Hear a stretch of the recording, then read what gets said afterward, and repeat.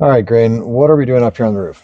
So we've got, we're trying to get these racks as square as we can all the way down the roof, so we don't have to chase them as we bolt them down. So why are we way back here? The front of the rack's gonna be way up there, and now Yep. we're way back here, and then So probably we're past halfway. we're gonna try, and I'm hoping this spot will work with this AC unit, which it might not actually. We Might have to even go further back on that, probably. But that or move. But in principle, what are we trying to do? So what we're trying to do is we're gonna find a middle point, a center point on this roof. So the roof is 101, so the center is about 50 and a half. That's probably not exactly right here, but we're gonna mark, and we'll just put a little dot. Nothing crazy because we're not sure, and we don't want to mark up the roof a ton. But yeah, so then 50 and a half, right? 50 and a half. So now we have two marks of 50 and a half. So the center point between those is the true center on this rig, right? On this rig, yep. So there, if we go here, he's very precise. He uses a very nice. So this right here is the center of this roof, that little point. So why is that important for us? So what we can do now is measure from here to the front end of that rack down both sides, and as long as that measurement's the same, those will essentially be square with this spot.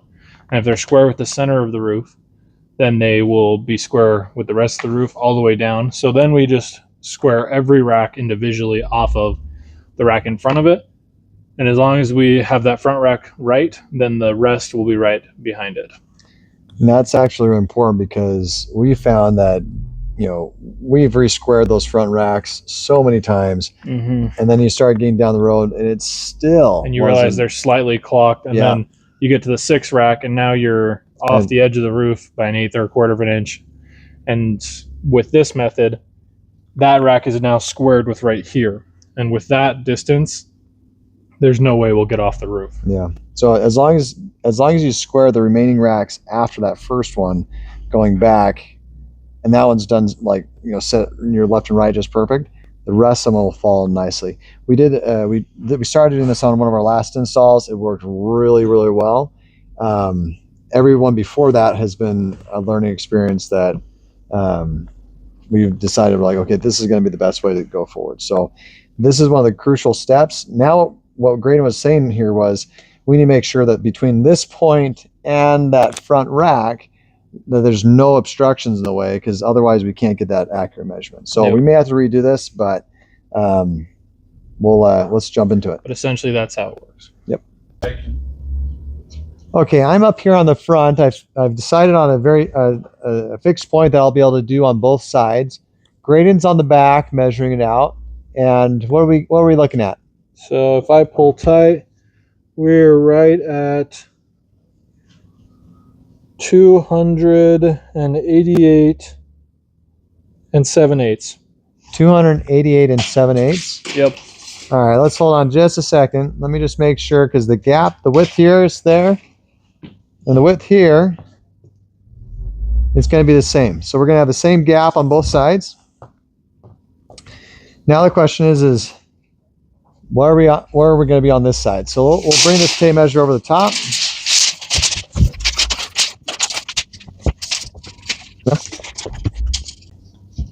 All right, I'm back on the same spot that I was before. Yep, so now we're at 290. So we're going to need that side to come in just a hair. Okay, come back towards you a little bit. You can pull it tight towards you.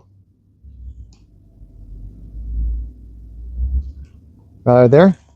A little more towards you. Okay, right there, 288 and 7/8. All right, let's do it again on the other side just to make sure.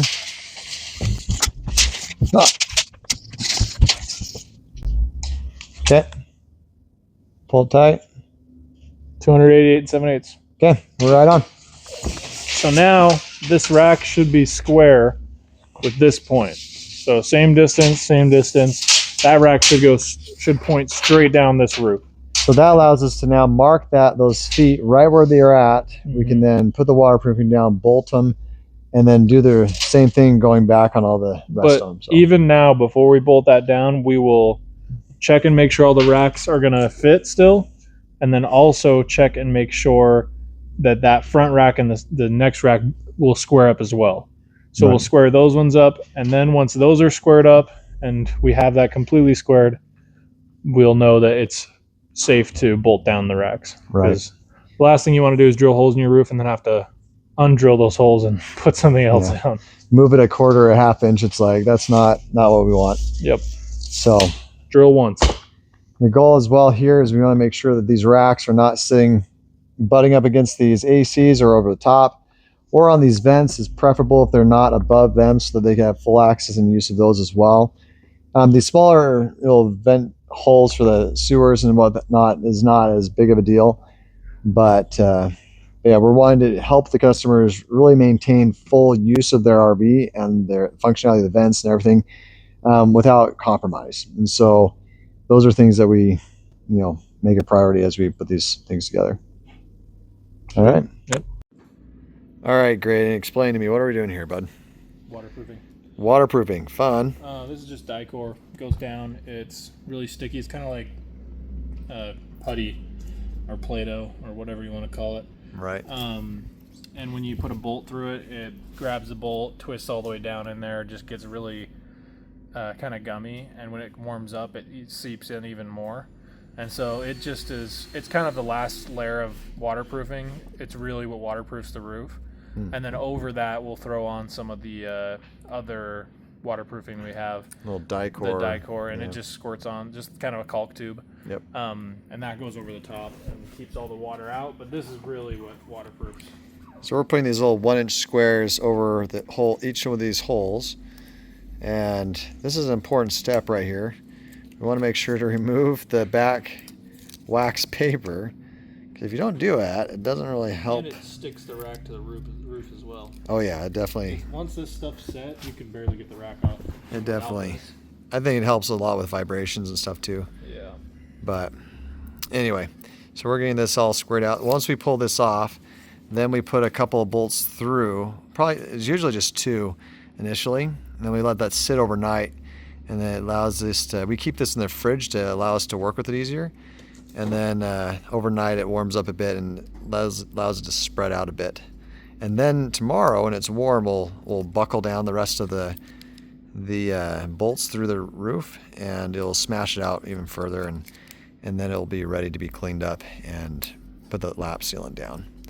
So that's what we're doing now. We got to do this on each one of these racks going back. And that's the steps we're working on right now.